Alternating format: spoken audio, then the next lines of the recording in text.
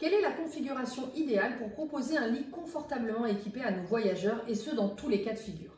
Canicule, climatisation, ventilateur, origine de nos voyageurs, autant de critères à prendre en compte pour proposer le meilleur confort dans notre location saisonnière et ce pour le plus large public. Aujourd'hui, on va parler oreiller, protection et hygiène, couette, drap plat, serviettes, boutilles, etc. En fin de vidéo, je vous donnerai la configuration idéale de linge de lit selon moi pour proposer des couchages confortables, fonctionnels et qui pourront satisfaire le plus grand nombre de voyageurs. Et selon votre cas de figure, je vous proposerai aussi des alternatives.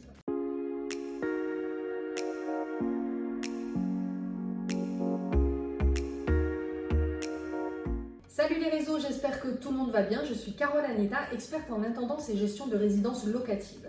J'aide les propriétaires et les entrepreneurs à démarrer ou développer leur activité. Dans un premier temps, j'aimerais vous parler de protection de lit et d'hygiène. Cela me semble évident, mais je préfère le préciser car je vois encore trop de propriétaires qui ne le font pas complètement. Il est indispensable de protéger vos matelas et tous vos oreillers. Premièrement, pour limiter les dégâts importants, il sera bien plus facile et économique de changer une alaise qu'un matelas trop taché. Et de leur côté, les locataires seront aussi très rassurés de voir qu'ils ne dorment pas à même le matelas ou les oreillers. Alors bien sûr, tout ceci n'est valable que si vos protections sont propres et lavées régulièrement. Si un locataire décide de défaire sa tête d'oreiller pour une raison quelconque et qu'il trouve en dessous une alaise complètement jaunie et qui sent la transpiration, ça ne va pas le faire. Donc voici ce que je recommande. Essayez de trouver des protections 100% coton. Je vous rappelle que nous avons vu en détail la qualité et l'importance du choix des matières pour votre linge de maison dans cette vidéo. Ensuite, idéalement, choisir des modèles anti-acariens et imperméables. Alors attention, certains PVC qui rendent la laise imperméable sont de très mauvaise qualité et donnent vraiment l'impression de dormir sur du plastique. Cela donne beaucoup plus chaud, mais sans parler du bruit que cela fait au moindre mouvement dans le lit. Vous devez sentir au toucher que c'est plastifié, mais que ça ne grince pas quand vous le plissez.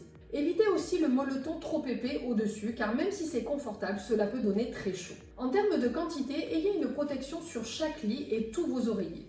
Et gardez en stock au minimum une alaise de rechange pour chaque taille de lit différente et 3 ou 4 alaises d'oreiller supplémentaires. Par exemple, si vous avez 3 lits en 160 et 2 lits en 90, eh bien je recommande au total d'avoir au moins 4 alaises en 160 et 3 en 90. Pour limiter les coûts de blanchisserie et rester assez hygiénique, je propose à mes propriétaires de faire un roulement très régulier pour chaque lit. Nous changeons évidemment les alaises au moindre accident, taches jaunes ou sang. Mais sans problème particulier, elles sont envoyées à laver tour à tour, tous les 3 ou 4 groupes. On juge la nécessité au fur et à mesure. Idem pour les alaises d'oreiller. Alors justement, parlons des oreillers. Le nombre va dépendre comme toujours de votre budget et de votre gamme, mais aussi de vos têtes de lit. Si vous avez une tête de lit molletonnée assez haute sur laquelle on peut s'appuyer facilement, alors je dirais qu'un oreiller par personne sera suffisant. Sinon, je recommande vraiment de mettre au moins 2 oreillers par personne qui serviront d'appui pour lire par exemple, offriront plus de choix de confort pour dormir et donneront un aspect plus élégant et fini à votre lit. Vous pouvez choisir 2 carrés ou un carré et un rectangle. Cela dépendra vraiment de vos parures de drap. Gardez juste en tête que les têtes d'oreiller, les draps housses et les serviettes sont les éléments du linge qui s'abîmeront le plus vite et devront donc être changés de façon régulière. Pour ce qui est des serviettes éponges, nous avons déjà parlé dans la vidéo précédente de la qualité et des couleurs. Voyons donc aujourd'hui ce que vous pouvez mettre à la disposition de chaque locataire. Je dirais qu'au minimum, vous devez proposer une serviette de douche d'une taille de 140 par 70 cm.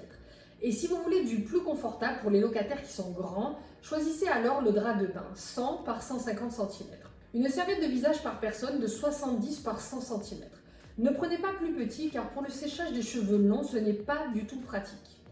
Les gants et les petites lavettes sont optionnels, mais certaines nationalités comme anglais et américains ont vraiment l'habitude de les utiliser et apprécieront le détail. Peignoir très optionnel et très cher en lavage professionnel.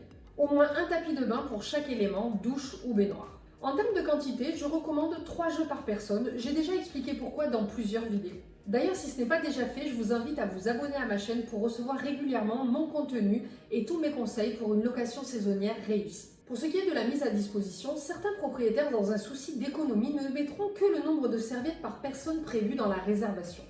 De mon côté, je leur explique que lorsqu'un locataire loue une maison avec 4 chambres, pour un couchage maximum de 8 personnes, même s'ils ne sont que 5 dans le groupe initial, ils peuvent avoir d'éventuelles visites d'amis et familles quelques jours. Et il est donc logique de mettre le nombre de serviettes pour la capacité maximum de votre bien locatif. Donc si vous voulez économiser un peu, je vous invite alors à bien communiquer en amont avec vos voyageurs en leur demandant s'ils vont recevoir des visites pour prévoir de laisser suffisamment de linge. Maintenant, j'aimerais vous parler des couettes et boutis. Alors, au risque de froisser certaines personnes, je dis et je répète que les couvertures et les boutis ne sont pas du tout hygiéniques pour de la location. Alors attention, vous pouvez les proposer dans votre bien locatif, mais à la condition qu'ils soient changés et lavés entre chaque groupe. Pour les boutis qui sont juste décoratifs et que le locataire peut mettre au bout du lit et dormir confortablement sans avoir froid, dans ce cas-là alors, vous pouvez les laisser et les laver plus occasionnellement. Imaginez-vous quand même dormir dans une couverture avec des cheveux ou poils de quelqu'un d'autre ou encore des odeurs suspectes. Et pour en rajouter une couche un peu gore, je vous rappelle quand même que les gens ne font pas toujours l'amour sous les draps et que certains ne se douchent pas après avoir fait une randonnée de 3 heures et beaucoup transpiré. Je suis désolée, je fais exprès de vous mettre en situation pour que vous imaginiez ce qui peut se passer dans la tête de votre locataire qui constate des odeurs ou choses suspectes sur son lieu de vacances. Donc vous l'aurez compris, je suis une pro-couette. Selon vos périodes de location, vous pouvez choisir un grammage différent. Si vous louez beaucoup et toute l'année, il vous faudra une couette hiver et une couette été. Ou encore 2 fines qui s'accrochent l'une à l'autre selon les saisons. Si vous louez que sur une période courte, prenez alors une seule couette qui sera tempérée. Je vous ferai à l'occasion une vidéo complète sur les différents choix et qualités de couettes. Comme promis, je vais maintenant vous dire quelle est selon moi la configuration de lit idéale pour pallier à tous les cas de figure et quels ajustements faire selon votre cas. Vous le savez, je gère des biens moyens et haut de gamme et mon parcours professionnel vient de l'hôtellerie. Donc mes choix sont surtout orientés pour proposer une expérience client réussie. Je préfère plutôt faire des économies sur d'autres choses grâce à l'optimisation du bien et l'organisation du temps de travail par exemple. Si votre client adore son expérience chez vous, il reviendra, il en parlera autour de lui ou du moins vous mettra une très bonne note. Et avec le temps, tout ceci vous permettra d'augmenter vos loyers ou de louer en direct, donc de devenir de plus en plus rentable. J'ai beaucoup parlé de la rentabilité et de comment définir vos tarifs dans ces 2 vidéos que je vous invite à aller voir si ce n'est pas déjà fait. Toujours dans ce souci d'expérience client, je peux vous dire que lorsque le voyageur arrive dans une chambre avec un beau lit, bien fait au carré, il pensera que le lieu est soigné et confortable. Alors que s'il trouve un lit à moitié fait ou dépareillé, cela lui rappellera plutôt la chambre de ses gosses. Donc pour un lit élégant, fonctionnel et confortable, je recommande les alaises de protection, on l'a vu, un drap housse, un drap plat et une housse de couette. 2 oreillers par personne, donc 4 par lit double. 1 ou 2 coussins de décoration et pourquoi pas un chemin de lit ou un bouti de décoration. On en a parlé, vous pouvez ne mettre qu'un oreiller par personne si vos têtes de lit sont confortables. Si vous êtes climatisé, le drap plat et la housse de couette sont indispensables. Voyons les différents cas de figure. Il fait bien frais dans la chambre, le locataire appréciera la couette. Mais selon les personnes, ou s'il fait quand même un petit peu chaud parce que la clim n'est pas assez puissante par exemple, au lieu de devoir enlever la couette de sa housse pendant la nuit, il pourra la mettre au bout du lit et n'utiliser que le drap plat. Si vous n'êtes pas climatisé, il peut se passer le contraire. Il fait très chaud en début de nuit, puis un peu plus frais vers le matin. Vous pouvez alors mettre la couette sur le lit et mettre le drap plat à disposition dans un placard de la chambre. Ou vous pouvez faire le lit avec le drap plat et la housse de couette, mais sans la couette à l'intérieur. Vous laissez alors la couette à disposition dans la chambre si certains locataires souhaitent l'utiliser.